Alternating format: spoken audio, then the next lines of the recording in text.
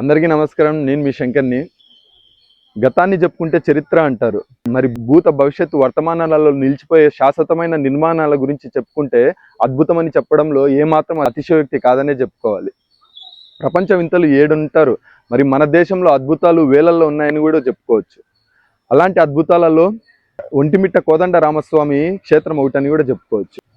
ఈ క్షేత్రం గురించి చరిత్ర చెప్పుకున్నట్టయితే ఒంటెడు మిట్టడు అనే 2 దొంగలు రాముడి భక్తులుగా మారి ఒకే రోజు 32 స్తంభాలను ప్రతిష్ఠించారని చరిత్ర అయితే చెప్తుంది. సాక్షాత్తు జాంబవంతుడే ఇక్కడ విగ్రహాలను అయితే ప్రతిష్ఠించారు. త్రేతాయుగంలోనే రాముల వారు రాజ్యాన్ని పరిపాలించే సమయంలోనే ఇక్కడ విగ్రహాలు అయితే ప్రతిష్ఠించబడ్డాయి. అంతటి పురాతన విగ్రహాలైనా ఇప్పటికీ చెక్కు చెదరకుండా ఎంతో నైపుణ్యతనైతే చాటి చెప్తున్నాయి. అందరికీ దర్శనాన్ని కూడా ఇస్తున్నాయని చెప్పుకోవచ్చు. చోళులు విజయనగర రాజులు 16వ శతాబ్దంలో ఈ గుడిని అయితే నిర్మించారని చెప్తుంది చరిత్ర. భక్తపోతన తెలుగు మహాభారతాన్ని రాసి ఇక్కడ రాముడికి అర్పించాడని కూడా మన చరిత్ర చెప్తుంది.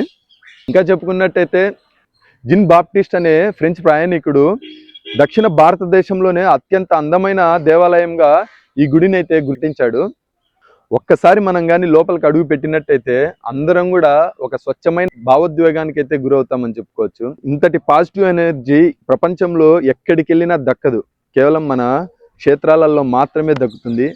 అంత నైపుణ్యంతో కట్టిన ఈ కట్టడాలను అందరూ కూడా కడప దగ్గర ఉన్న ఒంటిమిట్ట రామస్వామి క్షేత్రానికి వచ్చి దర్శనం చేసుకోవాల్సిందిగా కోరుతున్నాను.